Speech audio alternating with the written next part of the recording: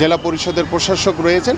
ইনশাল্লাহ আমাদের যে কার্যক্রম আমরা শুরু করেছি শুধু এইখানে না, সারা বাংলাদেশেই প্রত্যেকটি জায়গাতে আমরা এই ধরনের যেখানেই খালি জায়গা থাকবে সেখানে আমরা মাঠ তৈরি করে খেলার উপযোগী করে আমাদের ভবিষ্যৎ প্রজন্ম, আমাদের সন্তানদের জন্য খেলার উপযোগী আমরা মাঠ তৈরি করতে চাই। পাশাপাশি আমাদের খেলোয়াড়দের জন্য এবং আমাদের স্পেশালি আমাদের নারী ক্রীড়াবিদদের জন্য নিরাপত্তা নিশ্চিত করা এবং সর্বোপরি স্পোর্টসের সুশাসন প্রতিষ্ঠার জন্য আমরা কাজ করছি এবং আমাদের মাননীয় প্রধানমন্ত্রী নিজেই তিনি সব দিকগুলো বিচার বিশ্লেষণ করছেন এবং আমাদেরকে নির্দেশনা দিচ্ছেন।